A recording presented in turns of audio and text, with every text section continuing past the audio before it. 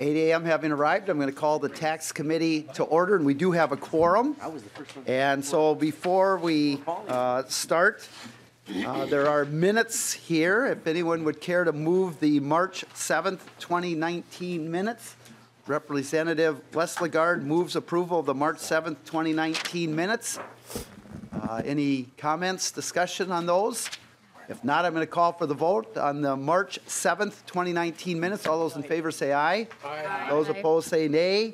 The motion does prevail. The minutes are approved. Also, members, in your packets, there are bills that were referred to the Property and Local Tax Division. So if you can, those are in your folders for your review. So members, today we have the governor's tax bill. And so at this point, I would like to move House File 2125 for possible inclusion into the tax omnibus bill. And I am very pleased to be able to carry the governor's tax bill. And I would like to commend Governor Walz for his leadership in putting together a tax bill that sets the foundation for some really key investments that will improve our quality of life and move our economy forward. When we had the forecast come out a couple weeks ago, there were two things that I really took note of, and I think a lot of people took note of. And one was that we have a slowing economy, where we'd been averaging about 42,000 new jobs from 2012 to 2017. That was only about 50% of that in 2018, about 21,000 new jobs. And one of the main reasons for that was a very tight labor market, where we have more job vacancies than people who are unemployed. And for the first time since at least 2001, in both the metro area and in the rural area, we had more people unemployed than jobs available. Or I should say we had more vacancies than we had unemployed. And I think it was a factor of 0.5 in the metro and 0.7 in the rural areas. And so as our demographer and others talk about, what we need to do is increase productivity, but also retain and attract working families. A second thing that came out of the forecast was that we have a budget deficit into the future. We have a budget deficit. So into the next biennium, we have a deficit, which means we cannot add one new dime of ongoing revenue in this session for education or for nursing homes or for public safety without creating some revenue. Those are the facts. And outside of the forecast also is, as far as our economy, for the last 5 years, farm income has gone down, according to the University of Minnesota Extension Service. And the new report will come out in a couple weeks, and I'm probably going to assume you're going to see a 6th straight year of farm income going down. The farm economy is really struggling. And so with Governor Walz's leadership, he addresses these issues with the tax bill, which allows for important investments. So you're going to see almost $900 million of investments in education, E through 12 and higher education, to get to creating the world's best workforce and increase that productivity. For working families, he has in the tax bill about $100 million for working family credit. He has $170 million for housing, about $44 million for increasing access to child care. All things that are going to help to attract and retain working families. There's $20 million of cuts to senior citizens, cuts to the Social Security taxes to senior citizens, not cuts to seniors, of course. Farmers, the Section 179 full expensing. There's a buffer credit there. For communities, huge investments in local government aid and county program aid. There's $70 million in broadband. So this tax bill that we're going to be talking about today that Governor Walz and Commissioner Bowerly has put together is going to set the foundation for those very important investments that are going to move our state forward. And members, we have a deficit, as I mentioned, which means we could sit here with the status quo, but we know that there is no such thing as the status quo. You're either moving forward or backwards. And this tax bill that Governor Walz has put together moves us forward. It will help move forward our senior citizens and our economy and our working families and our farmers, and provides that jump start that I think is really important. So today we're going to turn this over then to Commissioner Bowerly and Ms. Bears. And what I would like you to do is just, I know there's a couple amendments we have to do before we go further, and we'll do that and explain. But I'd like you to lay this out. Members, I would like all the members to wait for comments and questions until the presentation is complete. We'll have plenty of time for that. And if we need tomorrow, we've got tomorrow to do that also. So with that, Commissioner Bowerly, thank you so much for being here, and welcome. And please state your name and present, and then we'll do a couple of amendments. Thank you, Mr. Chairman and members of the committee. My name is Cynthia Bowerly. I am the Commissioner of the Minnesota Department of Revenue. And with me this morning is Joanna Bears, our Legislative Director. We're pleased to be with you this morning to present House File 2125, and thank you, Mr. Chair, and other members of the committee for authoring this bill. And this is the governor's tax bill, which is, of course, a component of the larger budget that the governor released just a few weeks ago. Before we dig into the budget, I would like to just remind the committee of our mission, vision, and values at the Minnesota Department of Revenue, because these characteristics of the department are important as we think about the customers who are being served by this tax bill. So our mission is working together to fund Minnesota's future, and together really is the most important word in that mission. And when we say together, we don't just mean the talented employees at the Department of Revenue, but we think of our partners in this work, including CPAs, tax preparers, the Bar Association, and volunteer income tax providers who all help Minnesotans meet their obligations under Minnesota's law, so that we can use that revenue collectively as the governor proposes and as you all will continue to discuss this session to fund Minnesota's future, to ensure that our economy is growing and vibrant as we move forward. We do this work with our vision that everyone reports, pays, and receives the right amount, no more, no less. That is a very precise statement. And an important piece of this is the receives part, where we make sure that Minnesotans have access to the valuable credits that are available under Minnesota law, some of which we propose to expand in this bill. And we do all of this work guided by our values of integrity, respect, excellence, and accountability. And we want to make sure that, again, all of our taxpayers in Minnesota, all of our customers of the Minnesota Department of Revenue are served in a high-quality fashion that helps them meet their obligations under the law.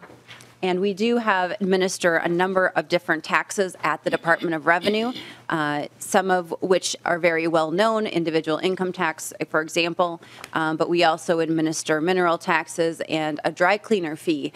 So there are over 28 statutes that the department is responsible for administering, and we want to make sure that our customers have everything they need to meet their obligations under these 24 laws. Our customers are varied. They range from the 2.9 million individual income tax filers. And those filers might be individuals who use a professional to help them prepare their taxes. They might be a first-time filer, maybe a young person with their first job and now for the first time has obligations to file and pay their taxes, or a family who is looking to receive that earned income tax credit at the federal level and the working family credit here in Minnesota. We serve all of Minnesota's tax professionals. We serve you, not only in providing information about these policies, but the revenue estimates that you rely on as you hear bills. Those are, of course, produced by the department's research division and the property tax research division. We serve military members, seniors, and farmers. We serve the over 800,000 Minnesotans who receive property tax refunds each year, for whether they're homeowners or renters or live in mobile homes or even in nursing homes. 87 counties are also our customers, including the 800 licensed property tax assessors who serve Minnesotans across the state and administer our state's property tax code.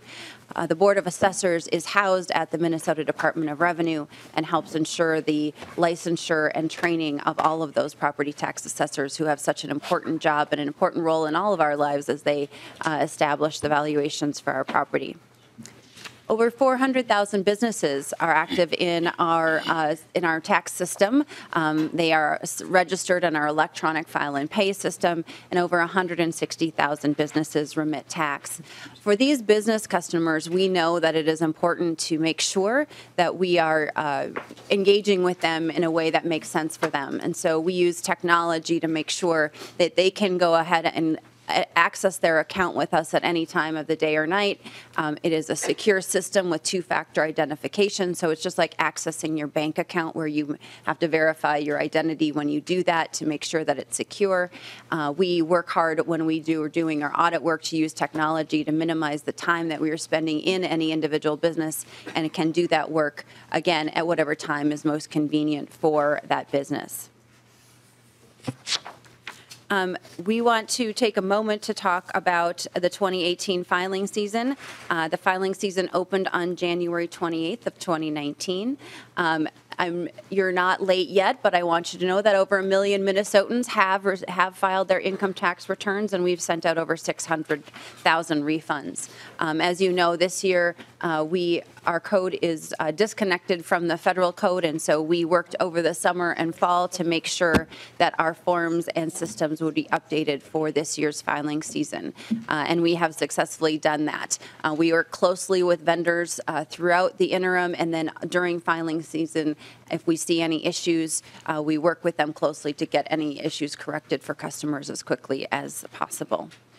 So with that sort of overview, a reminder of how we turn policy that is contained in our tax code into reality for our tax-paying customers, we want to turn to Governor Walz's budget. So, thank you, Commissioner. I think at this time, if we could take the amendments up with that. So I'm going to move the A19-0168 amendment at this time. Yeah. And Ms. Bears, you're going to explain that. If you would please state your name and welcome to the committee. Mr. Chair, members of the committee, my name is Joanna Bears. I'm the Legislative Director for the Minnesota Department of Revenue. This amendment amends Article 2, Section 9 to correct thresholds for working family credit. It deletes 14,600 and inserts 19,600. It also amends Article 3, Section 4 to correct sales tax references in the qualified data centers. It deletes paragraph C and inserts clause 3. And then amends Article 6, Section 2 and 3 to correct estate exclusion amount, deletes $2.8 million and inserts $2.7 million. These are just drafting errors that were noticed after it was introduced. Thank you very much. Any questions or discussion on the A19-0168 amendment? If not, I'm going to call for the vote. All those in favor say aye. Aye. Those opposed say nay. The motion does prevail. The amendment is adopted. Members, we also have a second amendment, so I'm going to move the A19-0182 amendment. Ms. Bears, if you could explain the amendment. Is it going anywhere?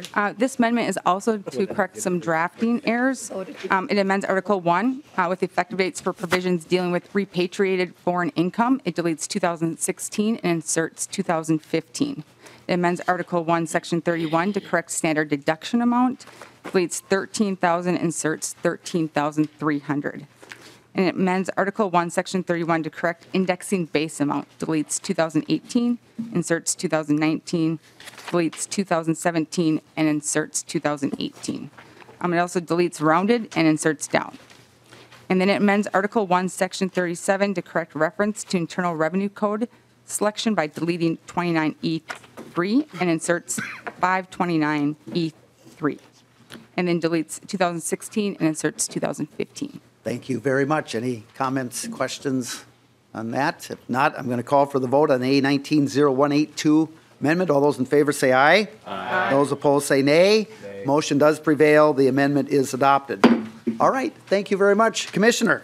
Thank you, Mr. Chairman, and we appreciate the opportunity to correct those drafting errors and get the bill as we all intend it to be. As I mentioned, this House file is a part of Governor Walz's overall budget, and these pieces really do fit importantly together. As you mentioned, Mr. Chairman, the investments that we're able to make are in part because of the tax bill and the approach it takes, particularly with respect to business activity conformity. The governor's budget is based on 3 priorities: education, healthcare, and community prosperity. The budget makes hard choices to invest in the people of Minnesota while maintaining fiscal stability. The governor's priorities around education include increasing the basic formula for state funding to help close the funding gap in K-12. And of course, this basic formula for schools is the most flexible dollars that the state provides to school districts across the state, allowing for those local decisions to be made with this funding. It invests over almost $60 million in early childhood education and increases special aid funding to help close the gap between what school districts pay for providing these services and what the state and federal funding that they receive. And finally, it also increases the state grant program to provide financial aid for students pursuing higher education in our colleges and universities. And this part is particularly important as we think about the workforce needs that our businesses have identified for us. Another main priority is healthcare. The governor's priorities around healthcare include extending low-cost health insurance coverage to farmers, small business owners, and entrepreneurs. One part of this plan is providing a state-based health insurance tax credit to ensure that enrollees pay no more than approximately 10% of their income on health care. This is aimed at that individual market that we know has been challenging for Minnesotans across the state. And also this plan includes leveraging state purchasing power to lower prescription drug prices, increase transparency, and ensure access to comprehensive drug coverage statewide. Maintaining the Healthcare Access Fund is imperative by repealing the sunset of the provider tax. Repealing the sunset of the provider tax maintains essential health programs for thousands of Minnesotans, including health coverage through Minnesota Care and medical assistance programs. And funding from the Healthcare Access Fund will support the new premium subsidy and the state-based health insurance tax credit, new programs to help target Minnesotans who currently pay full price for their health insurance on that individual market. The governor's third priority in the budget is community prosperity, and this is really focusing on communities across the state and the important needs that families across the state are facing. So it expands access to the Child Care Assistance Program, raising rates paid to providers, and improves stability for children in that program. It also makes investments in housing, and we know we've all heard about the housing needs across the state of Minnesota. The governor's budget and bonding proposals will direct $170 million to the preservation of existing affordable housing and create new homes for Minnesotans across all income levels and across all areas of the state. And Mr. Chairman and members, access to robust broadband is now recognized as a critical factor in the economic and social sustainability of all Minnesota's communities across the state. And the governor's budget recommends $70 million in the biennium for border-to-border broadband. This funding commitment will build on several years of public and private investments in the broadband infrastructure in underserved areas of the state, helping more than 193,000 homes and businesses, primarily in rural areas, gain access to reliable broadband internet. We know that this is an important as infrastructure as roads and bridges are to continuing to build our businesses across the state of Minnesota. Turning specifically to the governor's tax bill, the governor's budget provides tax relief to families and farmers in the form of increased credits, cuts to Social Security taxes, and increases to our local city and county program aids, and valuable tax savings for equipment purchases for Minnesota's farmers and small businesses. Members, we will move through the bill largely by article, and in a couple of places I will let you know if we are going a little bit out of order. So first, Article 1 deals with the federal response to the Tax Cuts and Jobs Act that was, of course, passed in 2017. The budget for individuals does not conform with many of the federal changes made to individual income tax at the federal level. Instead, the governor's budget changes the starting point for Minnesota taxable income to FAGI instead of federal taxable income or federal FTI. Beginning with tax year 19. This new starting point gives Minnesota the ability to determine how itemized and standard deductions and exemptions meet Minnesota's needs. The personal and dependent exemptions are set at the current federal amounts before the changes made by the federal tax bill. $4,250 for each taxpayer, spouse, and dependents, and the standard deduction is set at the current federal amounts of $1,300 for married filing jointly, $9,750,000 for head of household, or $6,650 for all other filers. Amounts for the exemptions and deductions will be adjusted for inflation as we move forward. The proposal in the governor's budget maintains Minnesota's itemized deductions, and by moving us to AGI, adjusted gross income, we'll be able to maintain the valuable benefits that thousands of Minnesotans take advantage of each year, including itemized deductions that used to be available at the federal level are no longer currently available. These include personal casualty loss deductions. The bill maintains the deduction for personal casualty losses or losses not connected with a trade or business. This is important relief for taxpayers who experience loss from a fire or storm damage, as well as theft. The federal change limits losses to only those incurred as a result of federally declared disasters, and we know that Minnesotans can experience these losses outside of those circumstances as well. The bill would retain the unreimbursed employee expenses and other miscellaneous expenses that were previously available under federal law. It maintains this deduction when those expenses exceed 2% of taxpayers' AGI. The deduction for these types of employee business expenses provide relief for employees who incur costs in performing their jobs, such as the required purchase of uniforms, travel expenses, union dues and licenses, perhaps lodging and other work-related expenses. And the bill maintains the deduction for state and local real and personal property taxes paid without imposing the federal $10,000 SALT cap. The bill also conforms with itemized deductions that continues to conform with itemized deductions that are allowed at the federal level. For example, the home mortgage interest deduction. The bill allows for the deduction of interest paid on home mortgages used to acquire, construct, or substantially improve a home. The bill also allows the charitable contribution deduction to continue. The bill maintains Minnesota's current treatment of several other individual items that are allowed regardless of whether the taxpayers elect to itemize the deductions.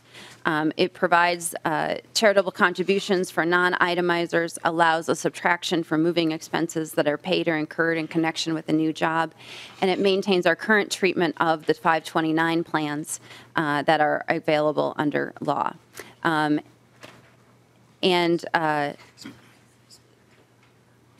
Mr. Chairman and members, we're going to move to a couple of items in Article 2, just as we continue to talk about the impact on individual taxpayers. The first is subtraction for Social Security income. In 2017, in Minnesota law, subtraction was put into place for Social Security income. This change would allow a larger subtraction, including for married joint filers, moving that subtraction from $4,700 to $6,000. It makes some adjustments to the threshold phase out beginning so that the same amount of the increased number of taxpayers will have access to this benefit, and keeping the phase out threshold at the same level for the full phase out.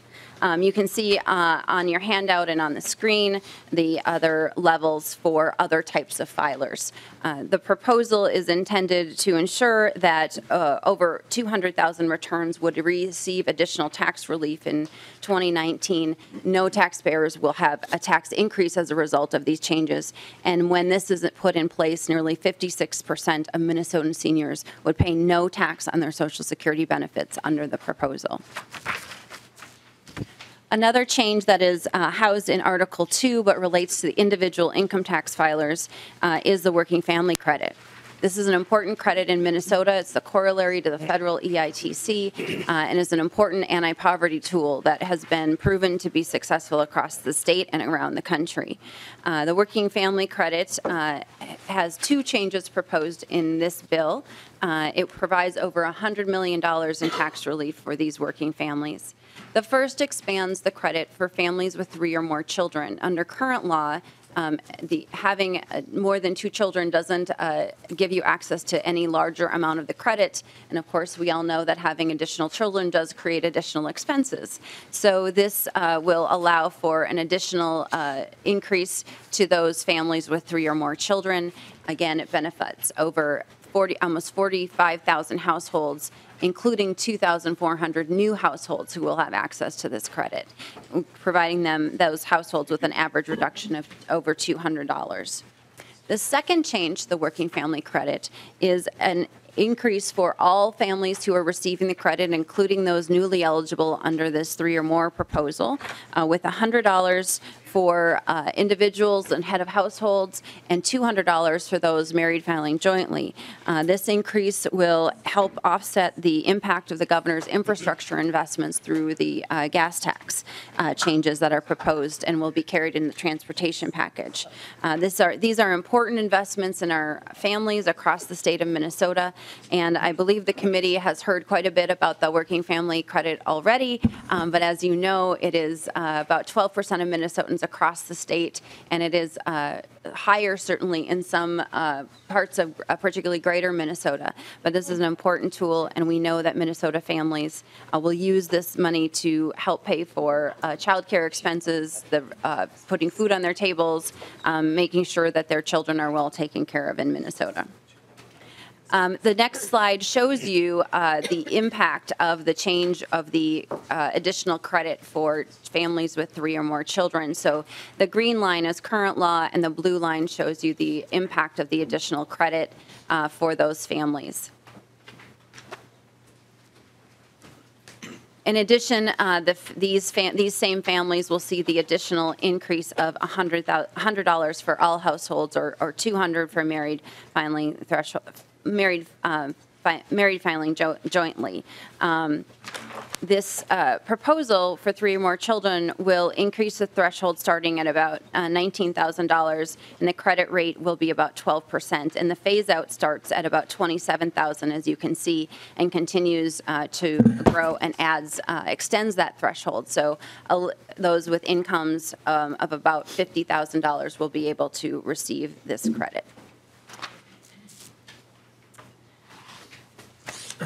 Continuing back, going back to Article 1, focusing on the response to the federal bill, we'll continue with proposals related to farmers and businesses, particularly focused on the 179 tax relief. So this proposal will fully conform to the new changes at the federal level, which expand access to the credit. The federal bill changes the type of property that qualifies, allowing certain improvements to non-residential retail property, such as roofs, heating, and AC systems, to be expensed for the first time. So the budget fully conforms to these this new federal changes to the scope, and also eliminates the 80% add-back modification that has frequently been in Minnesota law.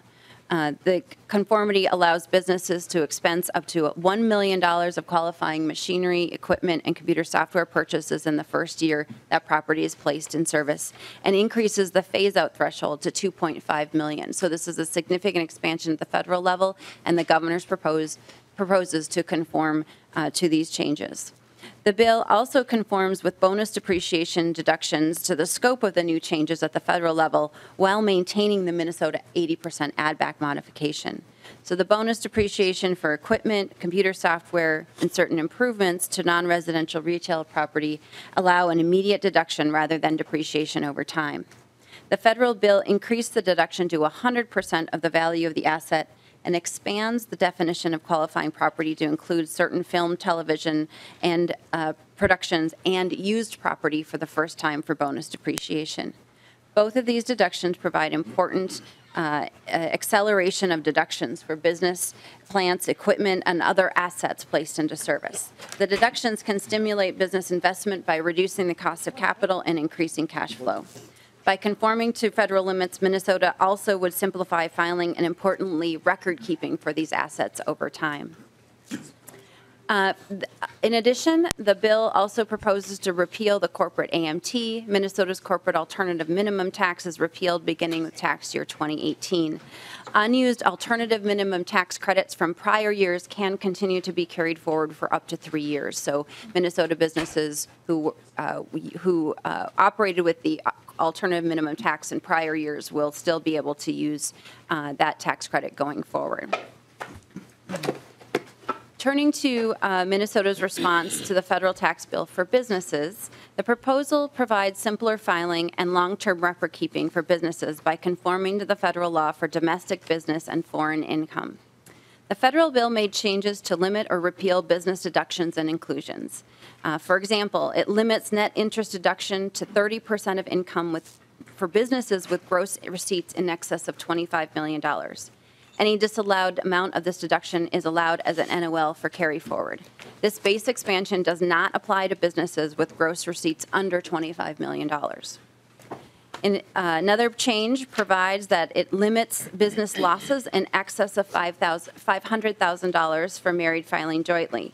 For businesses with losses over $500,000, that excess amount can be used as a net operating loss in future years. Minnesota's corporate net operating loss deduction is limited to 80% of income with a carry forward. NOLs are the amount by which the taxpayer's current year business deductions exceed its current year gross income. These excesses are carried forward to be used as NOL deductions in future years, and this 80% limitation is similar to the change to limit federal NOLs. The bill also conforms to changes into foreign income and generally provides for inclusion similar to the federal treatment. For example, the one-time transition tax on deemed repatriation income under Section 965 is included in Minnesota income in this proposal. These deemed dividends are allowed a Minnesota dividend received deduction of 80% or 70% depending on ownership or subject to apportionment. Taxpayers will not be required to file their 2017 return regarding this deemed repatriation provision. The governor's bill allows taxpayers to make that payment at the same time as a second installment is due in 2019 under the federal law. The governor's bill also conforms to a global intangible low taxed income that was included in the federal bill for U.S. shareholders. These foreign earnings are included in income as an ongoing basis and treated as dividends for purposes of Minnesota's dividend received deduction. And finally, the third category of foreign income includes foreign-derived intangible income for domestic corporations that is derived from export of intangibles and other assets. To the extent that this income is included in the state return, a corresponding dividend received deduction is allowed. And then another provision deals with unrelated business income tax of exempt entities, otherwise known as UBIT.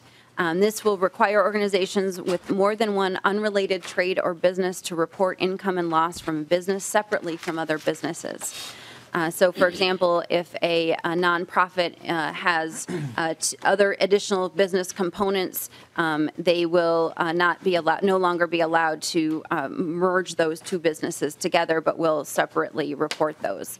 And so, netting income and losses across all businesses is no longer allowed.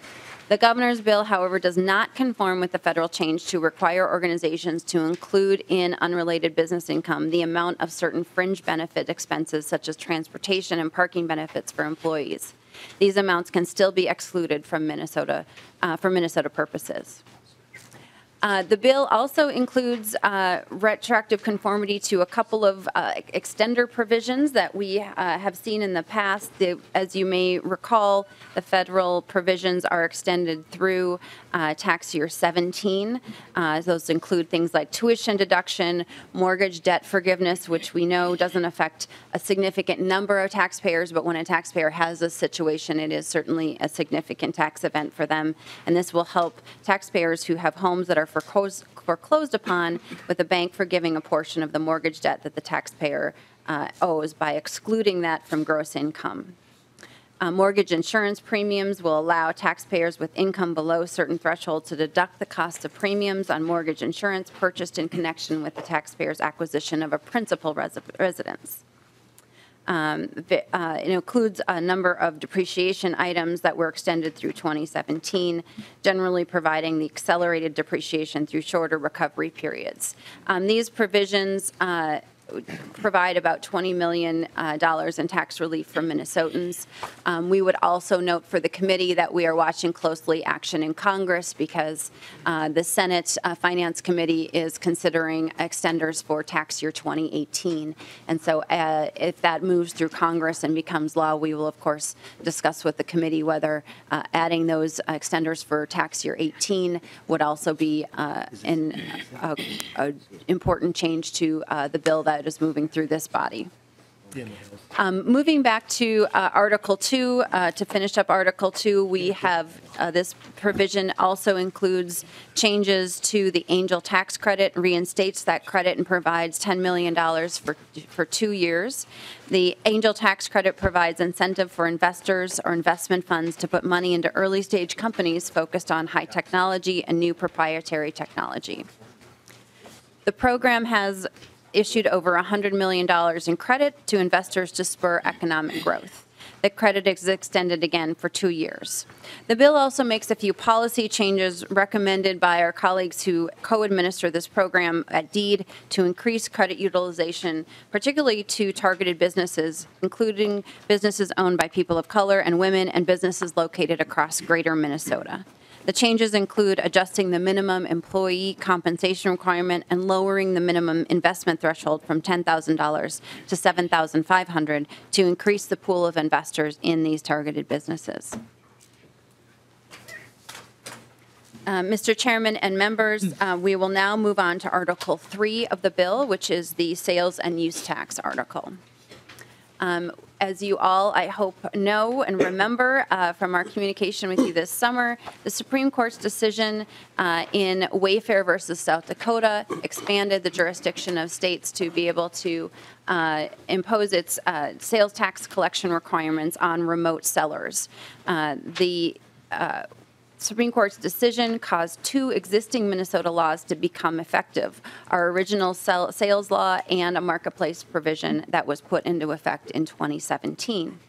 The department announced on July 25th of 2018 that remote sellers and marketplace providers must comply with Minnesota's existing laws no later than October 1st, 2018.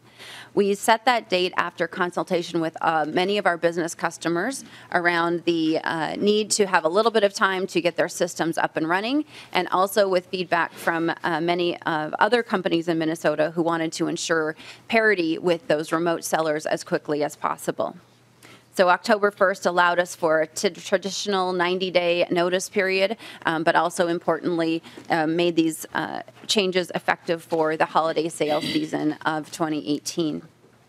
During the implementation process with these customers, the department identified changes to current law that would ease administration and continue to pursue a level of uniformity among states, a tenet of the Wayfair decision, and is important to the state of Minnesota, particularly as we are a member of the streamlined sales tax group of states. So regarding the marketplace providers, the proposal replaces the current law's marketplace provider physical presence requirement with an economic nexus threshold that mirrors current law for retailers and was discussed as an important tenet of the Supreme Court's decision in Wayfair. It requires marketplace providers to file an information report each calendar quarter, and it clarifies that marketplace providers must obtain a sales tax permit for the state. It removes the $10,000 threshold for remote sellers selling into Minnesota solely through a marketplace provider. For remote sellers, the proposal simplifies current Minnesota law by providing that all remote sellers with sales totaling more than $100,000 would be required to collect and remit sales tax. This is a simpler threshold than current law, which has 2 different tests, either 100 or more retail sales shipped to Minnesota or 10 or more retail sales shipped to Minnesota that total more than $100,000. So again, the proposal would move us to a threshold of if remote sellers with more than $100,000 would be required to collect and remit tax. The proposal also adds definitions to clearly define which remote sellers and marketplace providers are subject to Minnesota's sales tax jurisdiction and provides remote sellers and marketplaces with 60 days to begin collecting and remitting sales tax after satisfying Minnesota's economic thresholds. And requires remote sellers and marketplace providers to notify the department when they no longer have economic nexus with Minnesota and therefore are not subject to Minnesota's sales tax laws. The next provision in the sales tax article relates to qualified data centers. Currently, under Minnesota law, there is an exemption that provides for an incentive for qualified data centers. There are 3 types of software that are important to the discussion of sales tax exemptions at qualified data centers or QDCs. First, software that operates the data center equipment. Next, software that manages data at the data center. And third, software with multiple licenses loaded at the data center and distributed by the enterprise. Under current law, software that operates the data center equipment is exempt. Software that manages data is also exempt. Software with multiple licenses loaded at the data center and distributed by the enterprise is not exempt. The bill makes a couple of changes to the current exemption. It first reduces the length of the sales tax exemption on software from 20 to 5 years. And it reduces the sales tax refund for software purchases from 100% to 50%. But in going forward in future years, we would include all 3 types of software. So we would expand the type of software that is eligible for the exemption for the new 50% exemption. The most recent tax expenditure report anticipated that the qualified data center exemption would cost $70 million in fiscal year 2018. The 2018 budget and economic forecast published in December indicated that sales tax refund claims were forecasted to be over $100 million forecasted to be over $100 million greater than the prior forecast, largely due to qualified data centers. And so the governor's proposal proposes this change to qualified data centers to narrow the scope a bit. And as you will see on the revenue estimate, it will reduce over time the amount that this exemption is worth. It will still be a value of about $70 million to Minnesota businesses, but it does reduce it in these key ways. The bill provides for sort of a transition rule that applies these changes to first qualifying purchases after 2019 for the expanded type of software. For entities whose first qualifying purchase was made prior to June 30th of 2019, that exemption is again limited to 5 years, and there is a schedule in the bill of how those transition rules will work for those businesses. The next section of the article relating to sales taxes deals with construction materials tax exemption for local governments and nonprofits on the purchase of construction materials. The provision will allow nonprofits to invest more money into their mission, and local governments will save money and be able to invest in the needs of their community while providing property tax relief for their residents. This simplifies the exemption for building, construction, or reconstruction materials, supplies, and equipment when purchased by a contractor or subcontractor and used in public buildings and public infrastructure projects or used in facilities principally used by nonprofit groups. Under current Minnesota law, local governments are eligible to have their building materials purchased without paying tax, but it requires a contracting requirement. And we have heard feedback from local governments that contracting requirement can be burdensome. And so this proposal makes a change to that. It requires no particular type of contract and will allow for a refund claim regardless of their arrangement with their contractor, so long as those building materials are purchased for that public infrastructure use or used for facilities principally used by nonprofit groups.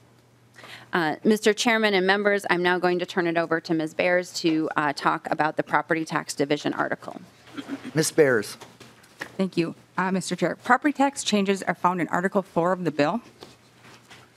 The bill makes several changes for homeowners. First, the homestead status conveys several benefits to homeowners, including lower tax rates and qualification for the property tax refund. The intent of homestead classification is to recognize that homeowners bring value and stability to cities, schools, and counties. Current law requires taxpayers to have a Social Security number in order to attain homestead status. The governor bill provides greater parity between the individuals with the individual taxpayer identification number, or known as ITIN, and the Social Security number by allowing ITINs to qualify for homestead status. The next is the minimum deed tax. The minimum deed tax threshold is increased from $500 to $3,000 so that more home sales and deed transfers will qualify for the minimum tax. And along with that is the electronic certificate of real estate value. This changes the minimum sale amount from $1,000 to $3,000 to be filed. The next slide is the agricultural homestead market valuation credit clarification. This clarifies calculation of the homestead market value credit for properties that are fractional agricultural homesteads. This change results in prorating the homestead equally between property owners. We have the Senior Citizen Property Tax Deferral Program, which expands to help more seniors pay their property taxes.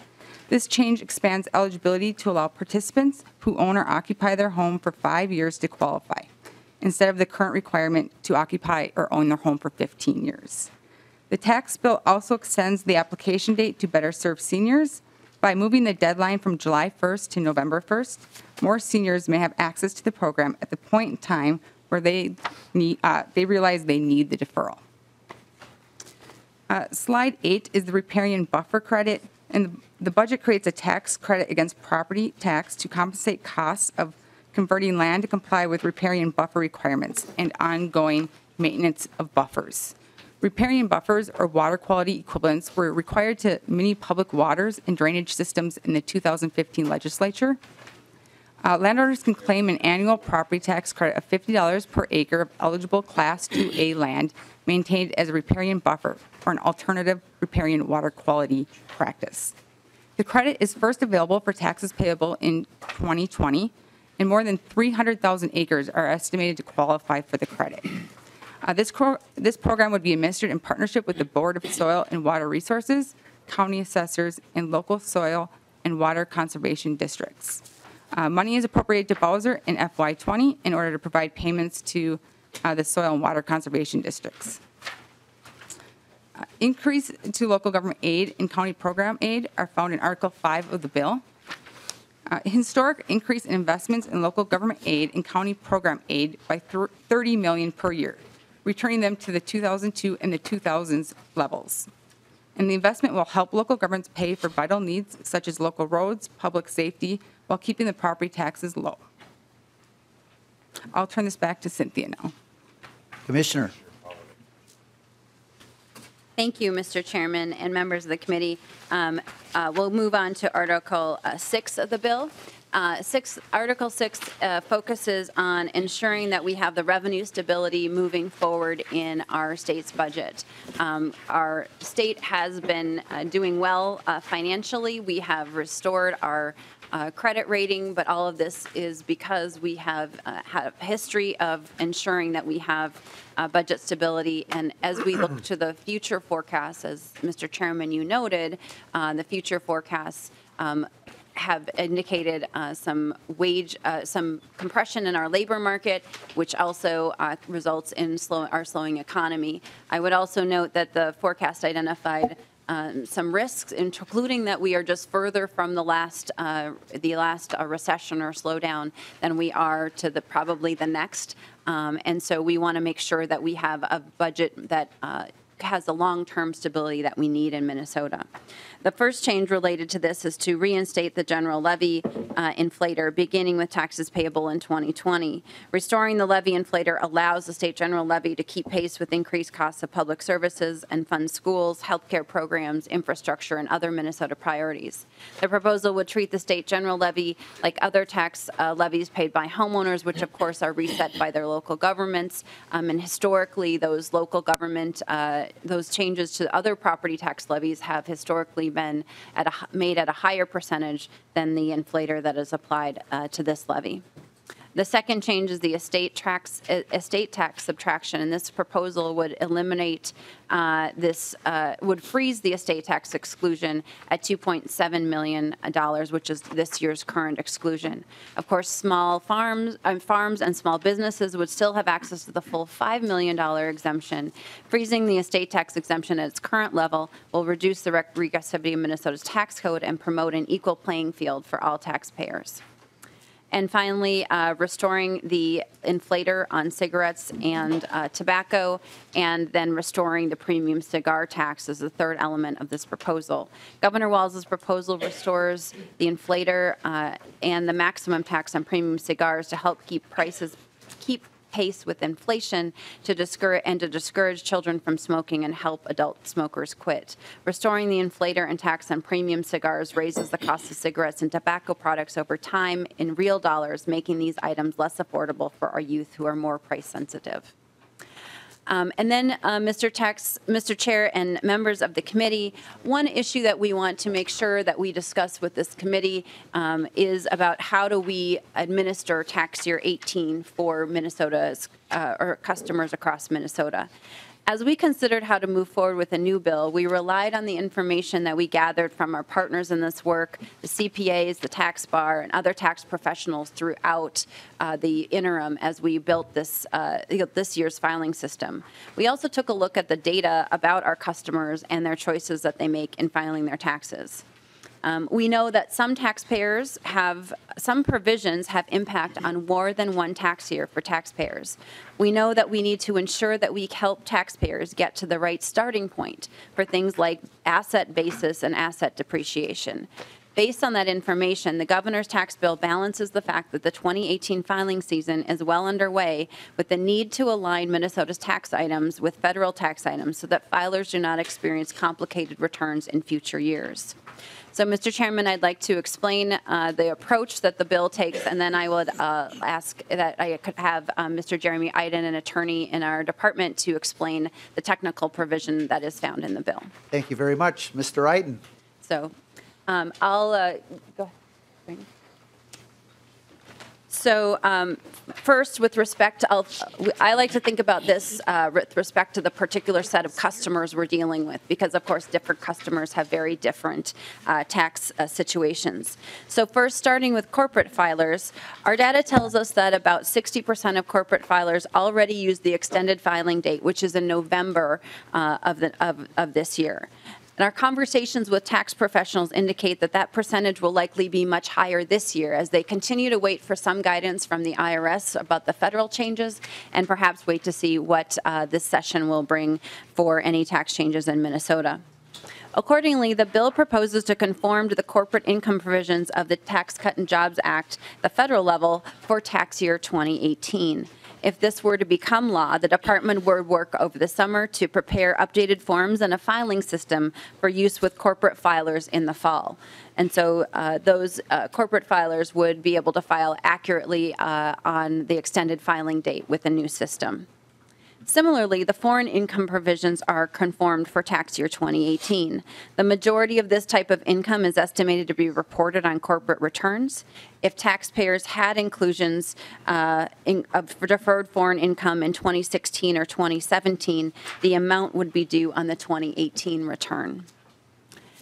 For individual taxpayers with foreign income, basis in assets and asset depreciation, we know that most individuals in this category have tax attributes that flow from year to year. Most individuals, however, don't have these kinds of tax attributes. And so for individual taxpayers, we know that most individuals have returns and types of income that are self-contained in a single tax year and do not impact future years with items of business loss, income, or depreciation. For example, we have 2.9 million individual returns coming into our system this year that we expect for individual income tax filers. Only about 65,000 of them, or about 2%, for example, have net operating losses that may impact other years. Accordingly, for this 2% and others with tax provisions that do have an impact on more than one tax year, we need to ensure that we help taxpayers get to the right starting point for things like asset basis and asset depreciation. For this subset of filers, again, individuals with asset basis or depreciation items, changes in the governor's bill are conformed to the federal date of change and will result in an adjustment to 2018 tax year. So taxpayers will be able to take additional deductions, or they may owe for these types of changes that can impact more than one tax year. For example, if your business placed property in service in 2018 that is eligible for the new increase in 179 expensing limits, you'll be able to take the deduction along with adjusting the basis of that asset for future years. If you are a taxpayer with change that will affect, if you are a taxpayer with a change that will be effective for 2018, you will not need to file an amended return. The department will work to adjust filed returns and contact taxpayers as necessary to complete the adjustment. This approach allows Minnesotans to rely on their 2018 filing using current 2018 forms and instructions and be able to maintain consistent tracking for state and federal items in future years. For individual taxpayers without foreign income, asset basis, or asset depreciation, those individuals will not need to file amended returns or have any tax change for 2018. To do this, the proposal makes technical conforming changes along with a special adjustment to ensure alignment between federal and state taxes. I'd like to ask Mr. Iden to walk through this provision in this section of the bill and explain that, and then I'll conclude, Mr. Chairman. Very good. Mr. Iden, welcome. Please state your name and proceed. Thank you, Mr. Chair. My name is Jeremy Iden. I'm an attorney with the Minnesota Department of Revenue. I'm going to be going over the proposed new section 290.993, which starts on page 43, line 16. As you have heard, the department is proposing conformity to the federal code for the tax year of 2018. The federal government made many wide-ranging changes to their law that have changed federal taxable income. The goal of this section is to limit the effect of those changes for individuals filing Minnesota returns. What this new section does is take the general conformity we have proposed and adjust the tax due or refund at the very end, so although there will be conformity with the federal code, the amount the taxpayers have already paid or received in refund for 2018 will continue to be their outcome. There are some exceptions, but the exceptions are limited to those items that affect depreciation and foreign income provisions. Subdivision A of the section outlines those taxpayers that will be covered, namely individuals and composite partnership taxpayers for the taxable year of 2018. Partnership composite taxpayers are included to treat them the same as their similarly situated regular partnership partners would be treated. Subdivision A1 has an exception for the conformity. The TCJA's increase in the standard deduction and the suspension of the personal exemption. This exception to conformity will make most individual returns, which will have already been filed, still correct even with retroactive conformity, and also ensures that for tax year 2018, other items in Minnesota statutes are not affected by the suspension of personal exemptions. An example would be the property tax refund. Subdivision A2 formalizes the ability of taxpayers to make a different election for tax year 2018 between the standard and itemized deductions for federal and state purposes. Subdivision A3 is an automatic adjustment to the amount of tax due if the new change in tax due is directly the result of the law changes between the Internal Revenue Code of December 16th of 2016 and December 31st of 2018, which is the proposed date of Minnesota's new conformity. The result of this is that the amount of taxes the individual has paid when they filed their return does not change, even though the law has changed significantly for tax year 2018.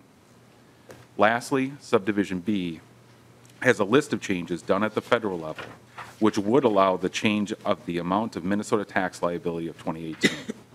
These items are depreciation items and foreign income items. If a taxpayer has utilized one of these listed items in 2018, and the list is labeled on page 4 of the summary, the amount of their tax due will change.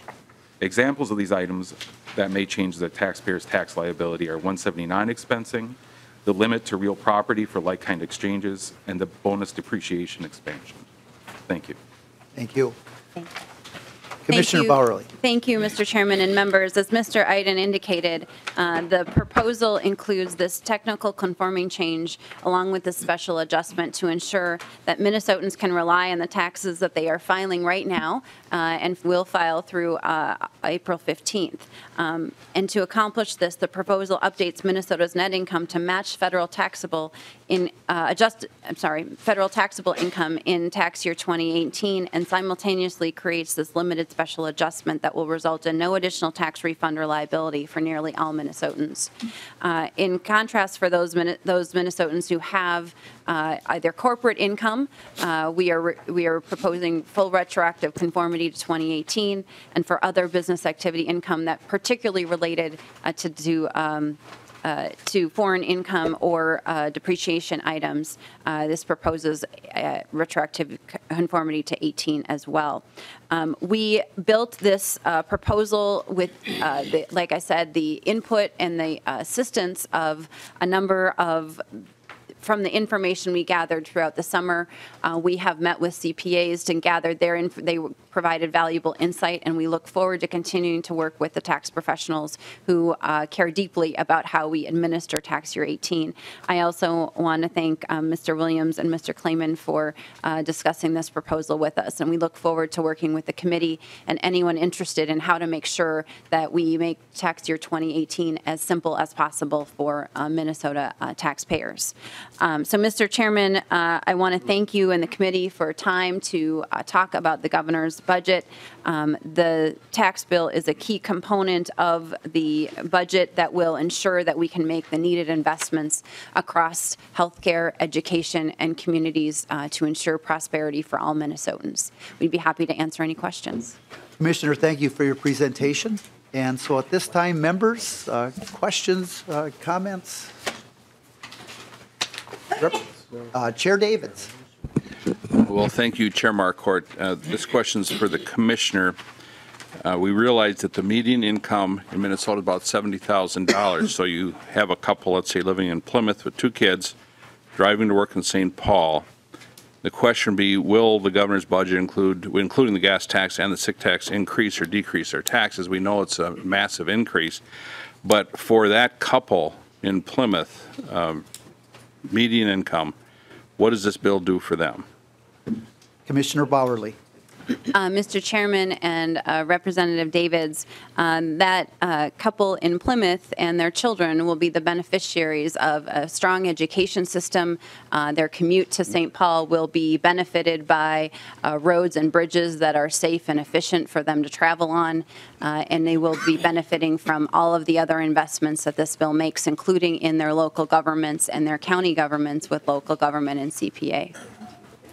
Chair Davids. Well, thank you, Mr. Chairman, and that didn't really answer my question. The question is, what's in this bill for them? What's in this bill for them is massive tax increases. Their pocketbook, their balance sheet goes down because of this bill.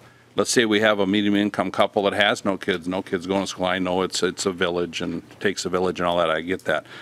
But again, name one thing other than all this stuff that the couple in Plymouth gets out of this tax bill other than massive tax increases.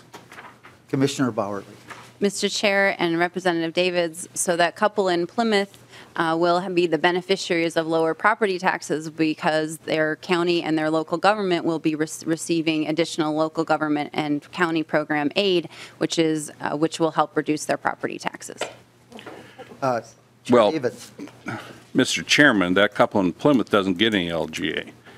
So what they have is massive tax increases. Their balance sheet goes down because of this tax bill. They don't get anything for their property tax because of LGA because they don't get any. And also, LGA does not, it's not necessarily, doesn't correlate with property taxes going down. We've seen that many times. I learned that one the hard way when I was first tax chair. We put a bunch of money into LGA and property taxes went up massively. And so there's not a direct correlation for that. So that poor couple in Plymouth is going to have quite a time with this budget. But I'm not too worried. To the folks in Plymouth, don't worry. Help is on the way. This isn't going to it will not become the law, but we will certainly listen to the great ideas of Governor Walz. Representative Lesh. Thank you, Madam Chair, and thank you, Commissioner Bowerly, for your explanation of bringing this forward. I was thinking, while Chair Davids was speaking about that couple in Plymouth, I didn't grow up in Plymouth, but I grew up in Brooklyn Park.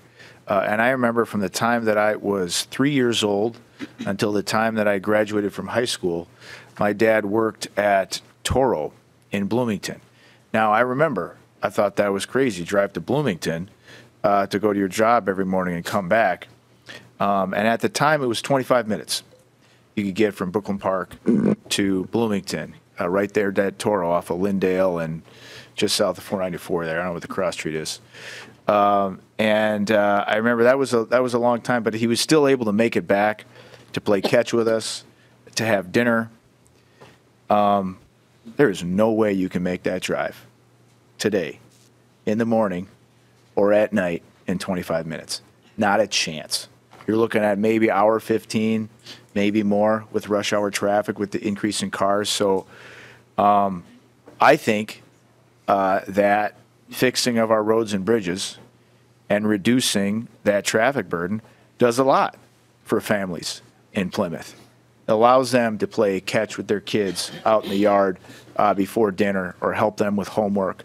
Time not spent in the car, time spent with your family is time well spent.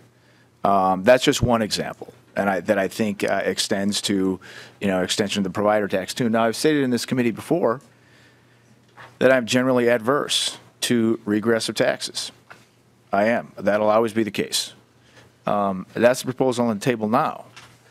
But until this legislature gets the courage to undo the ongoing damage from those income tax cuts from 20 years ago now, that's going to be the only game in town, will be those two proposals. And I hope that in future years we do find the courage again to make sure that the rich pay their fair share, and that folks like my family growing up in Brooklyn Park in the 1970s and 80s actually have a chance to get ahead.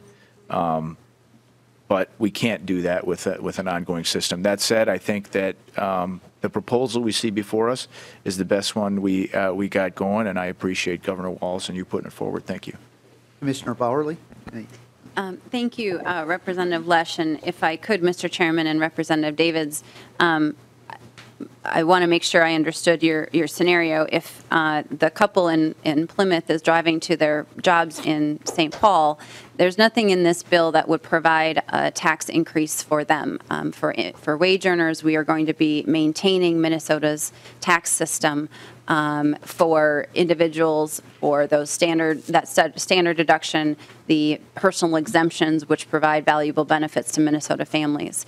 The conformity-based broadeners with related to business activity income. So if, again, some of the examples are, so excessive, one of the base broadeners is excessive compensation for executives. So we are conforming to that proposal. That will raise revenue.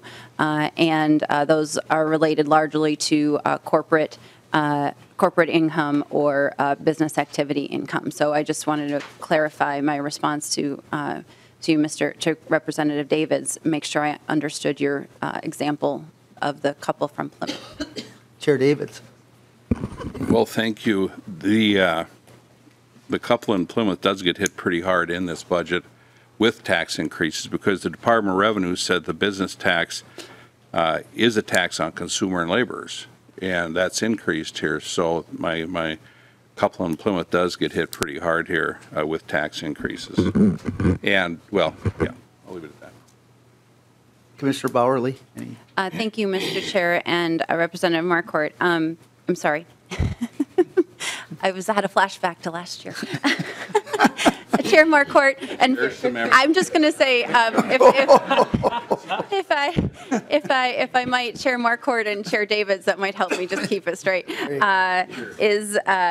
that is current literature in the research that the research division approach to how we understand the impact of corporate tax changes currently does indicate that those are passed on to consumers and to laborers.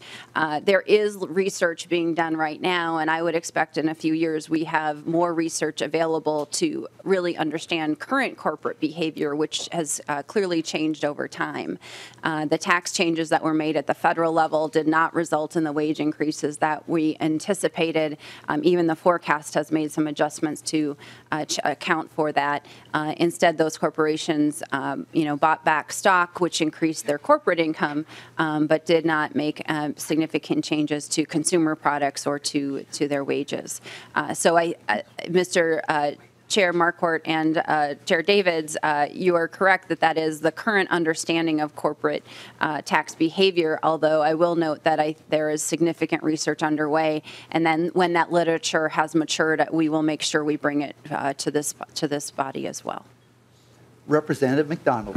Mr. Chair, in addition to the $7 billion increase in the next 4 years in regards to congestion, even some folks in my district had said to me that they could support tax increase on gas if it all went to roads and bridges and relieved congestion.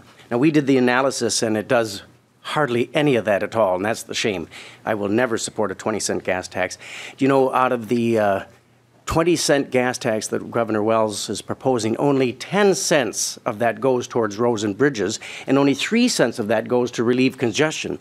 I agree with Representative over there with the fine-looking suit that it is best that our families, our moms, our dads, our brothers and sisters are home as soon as they can to get to their businesses so they can labor and earn money and get back to their homes or their communities, because that is what's best. The family is the nucleus. That is what we should uphold. And being caught in congestion does reduce that.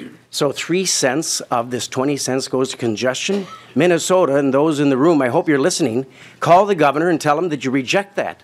The congestion is the worst I've seen in 9 years driving down to the Capitol, and seriously has one considering whether or not I want to carry on this position in a 2-hour commute. 2 hours, and if it barely even rains, let alone snows. So 3 cents for relieving congestion, hogwash.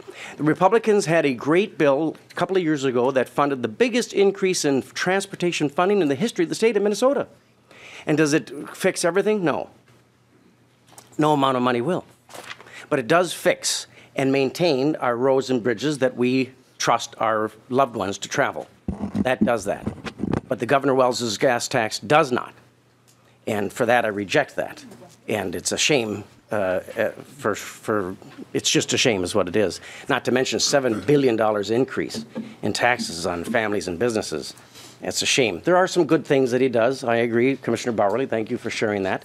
Some of those ideas were in our tax bill a couple of years ago, but you didn't even address the tax is on the transportation. I'm sure that'll come, Mr. Chair, in another day, and we can continue this fine argument that it does no good at all. It'll just take people's money out of their pocket, out of their families, and not really solve the problem of congestion. Representative Becker-Fitton. Thank you, Mr. Chair. I'm actually going to take us in a totally different provision. There's a lot of good things in the bill, but one thing I'm actually concerned about is the angel tax credit and the lowering the minimum employee compensation requirements for minority-owned and women-owned businesses. And I think the idea of the angel investor tax credit is not that we would encourage new jobs that are then not paying people enough to get by, when we talk about families and the impacts on individuals. So I'm wondering if you can talk a little bit to that, Commissioner, and where that specific part of the proposal came from. Commissioner. Mr. Chairman and Representative Becker-Finn, these policy provisions are sourced in the feedback that our colleagues at DEED, as they administer and certify this program, and working with individual businesses, and particularly their experience in working with businesses in greater Minnesota, working with businesses that are owned by people of color, owned by natives. Their feedback was that it is for two changes resulted from that feedback. One is to lower the minimum threshold, the investment amount, right? So the investment threshold was $10,000 for these targeted businesses. It's now moving to $7,500. And the other change was to make an adjustment to the minimum wage component that was in there. So we can gather more of that information and follow up with you, but that is where that feedback came from the businesses who were trying to take advantage of this program, but for those particular reasons weren't able to access the program. So we can certainly provide more information and perhaps follow up with our DEET colleagues as well. Representative Becker-Finn. Thank you, Mr. Chair. And I would just encourage, as we're looking at all these provisions, to I know there are different theories of the way that supporting businesses might directly impact families, but, specifically, so it's page 55 where this provision is, and the poverty guideline for a family of four is only $25,750, and 175% of that is only $45,000. So,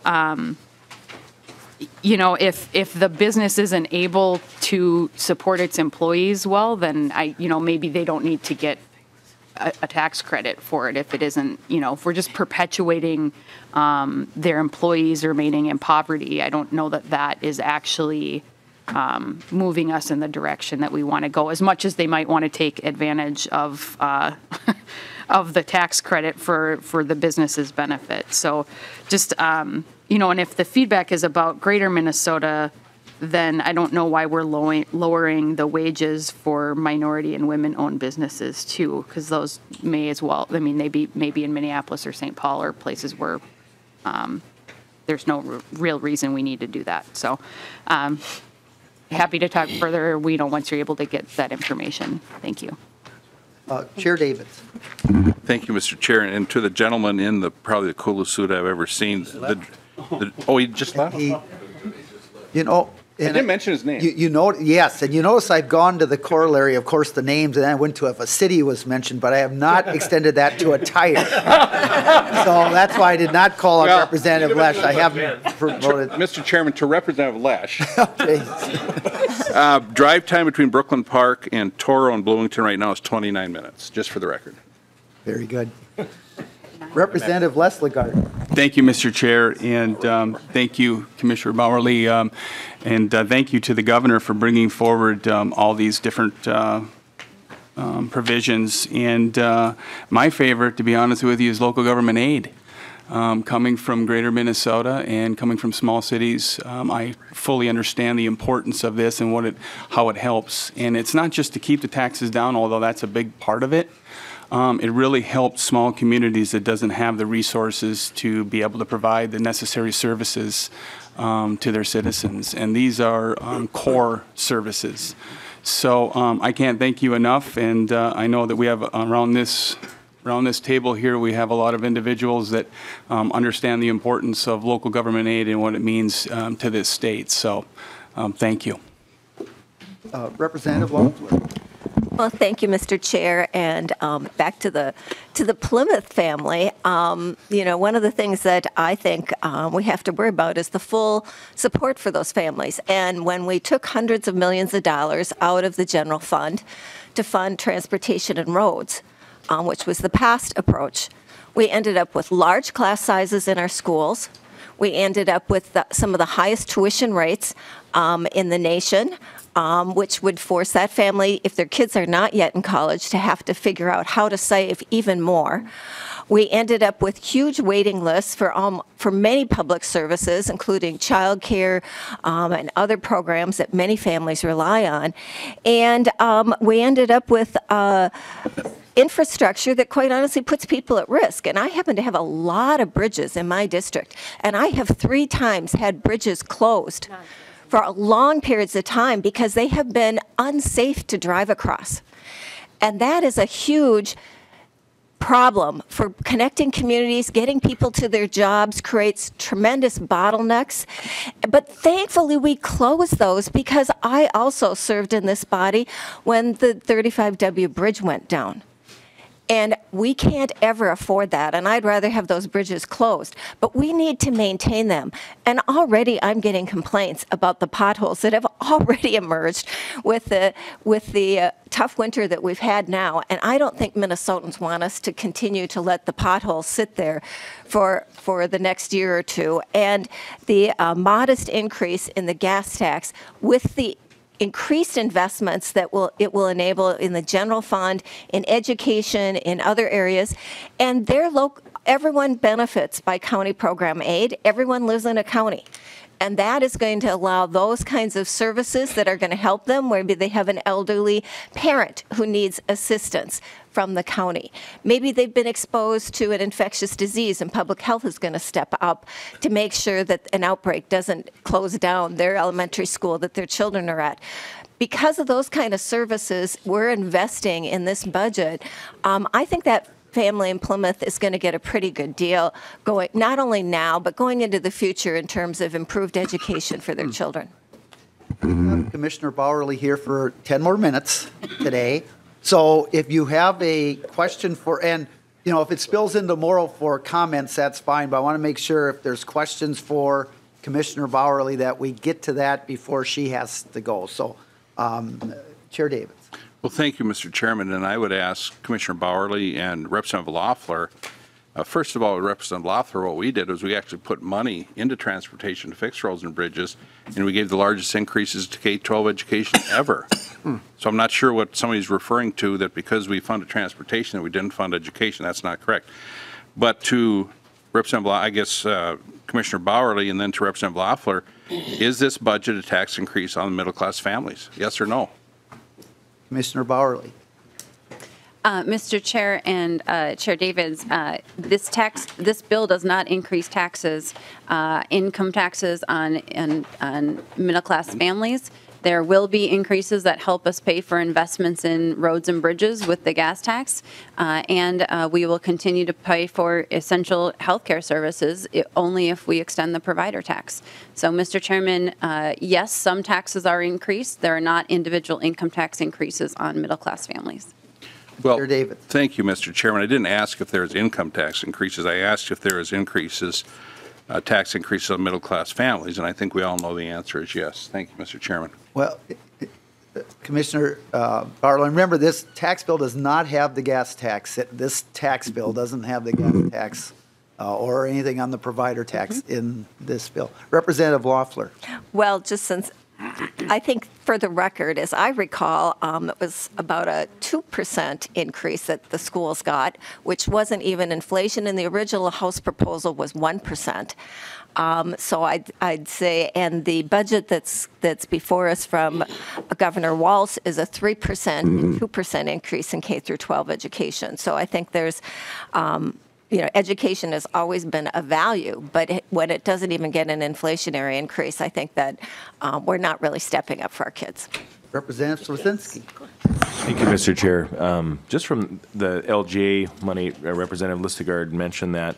Is there provision, I didn't catch it myself when I was looking through the bill, that equates to, to receive LGA, that you'll actually see a lowering of local property taxes as part of kind of that, so that you're essentially buying down, is that kind of written in the bill or not? Commissioner Bowerly. Chair Marquart and Representative, there are no levy limits I'm sorry, I can't see you in the microphone. There are no levy limits proposed in the bill. You will observe in the revenue estimate that there are interactions with property taxes that are made as a part of the estimation process of the bill. There is a corollary between increased local government aid and county program aid and reduced property taxes. All right. Representative Slasinski. Thank you, Madam Chair. I just was, it was mentioned, Mr. Chair, sorry. Yeah, so I just wanted to clarify when you said, folks were saying that it was going to just absolutely lower taxes. I thought maybe there was a levy limit in the bill, but obviously there's not. So thank you. Representative O'Neill.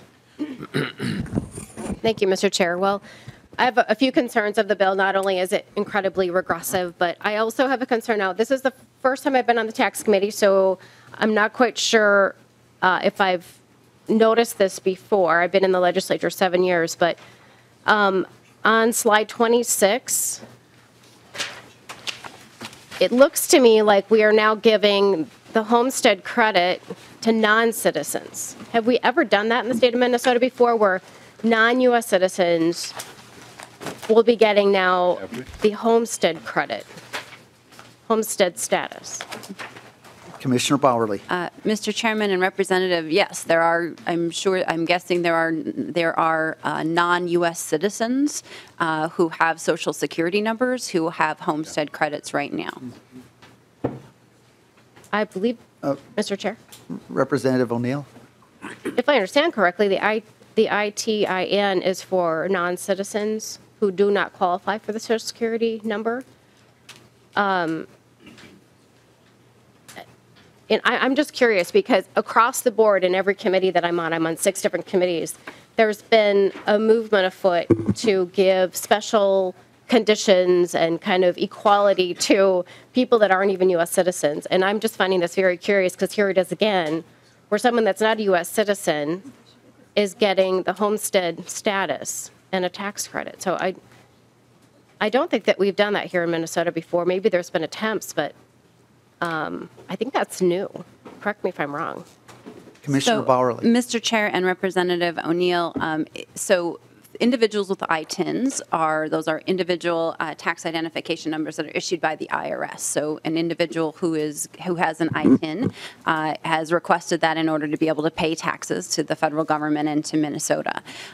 It's my understanding, and we can certainly follow up on this because I am not an immigration law expert, but it's my understanding that Social Security numbers are available to individuals who have certain types of immigration status, but not all of them. So they may not.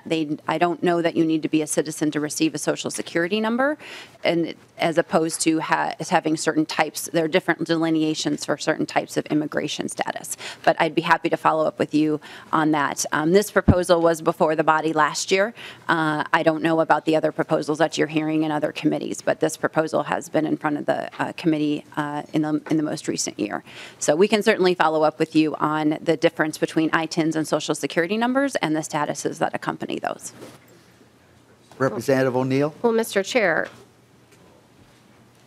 I'm pretty sure that if you are a U.S. citizen, you are eligible for a Social Security number. Yeah, absolutely.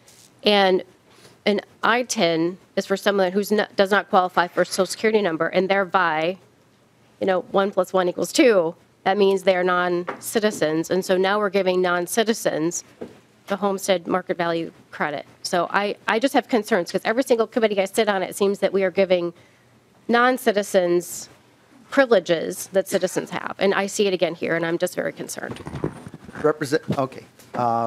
Representative Davids. Pass, Mr. Chair. Representative Fabian. Thank you, Mr. Chair. Interested in the conversation about LGA. With regards to that, the lion's share of LGA goes to some cities of the first class, and I recognize that in some cases it's important for a lot of rural cities. I've had frustrations with LGA over the years because I see the formula as being very complicated, and as all things, we've talked about this before, it picks winners and losers, you might say. I applaud the counties. They went a few years ago and reformed the county program aid formula, and I think it actually did some real good. I would like to see the cities sit down and try to make some reforms to the LGA formula. In my hometown, for example, I think 6 or 7% of their total budget comes from LGA, and others it's substantially larger than that. So I would like to see some reforms come forward in the LGA formula. I know it's very complicated and it probably won't happen, but I think that's something that we should shoot for. But Commissioner Bowerly, thank you for being here. Minnesota is generally referred to as one of the least tax-friendly states in the nation, if not the most unfriendly state. Will this, when it comes to preparing taxes and so forth, is this going to simplify the tax code to make it easier for a small business owner on Main Street in Greenbush, Minnesota? Or is it going to be more complicated? Commissioner Bowerly, since Representative Fabian's the last on the list, and do you have a follow-up question to this? Otherwise, I was going to allow her to make her, okay, if you could answer this.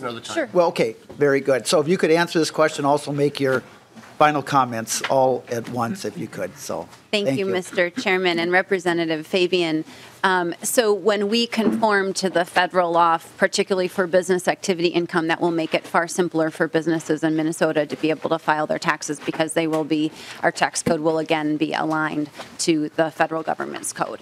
We'd happy to follow up in more detail if you'd like, but this will make it easier for them to file taxes. Thank you, Mr. Chair and committee members. I know we're at our time, so I'll be very brief, but I want to thank you, Mr. Chairman, for authoring this bill and allowing us the time to present it to the committee today. This tax bill is a component of the governor's budget, which focuses on education, healthcare, and community prosperity, and we've talked about a number of important areas, particularly around community prosperity today. Local government aid and county program aid are critical to local governments being able to provide the services that Minnesotans rely on them to provide across the state. And so that is core to our communities being prosperous and being able to support the needs. Also, you know, the important investments that this budget makes across the state, including in childcare, broadband, and housing, are essential to our future economic success in Minnesota. So this tax bill not only deals with the significant changes at the federal level by preserving Minnesota's individual income tax system and the benefits, including important itemized deductions, particularly unreimbursed employer expenses for Minnesotans across the state. It provides tax simplicity for businesses and corporations by conforming to those changes that were made at the federal level, and also provides tax relief in the form of 179 depreciation. It provides tax cut for seniors and their Social Security income, and provides important investments, $100 million in our working families across the state of Minnesota. So this bill, the governor's priority with this tax bill was really Minnesota's families across the state, families that were frequently left out by the federal law changes, and so really takes a different approach and prioritizes Minnesota's working families all across the state of Minnesota, and supports the investments that we need to make in our whole budget to ensure that we have continue to have an excellent education system, that we have an infrastructure system to support our commerce, both in hard infrastructure like roads and bridges, and also in broadband, to ensure that we can be a thriving economy as we move forward. So we look forward to continuing the conversation with all of you as we move through session. Thank you, Mr. Chairman. I want to thank Governor Walz and you, Commissioner, for bringing this bill forward.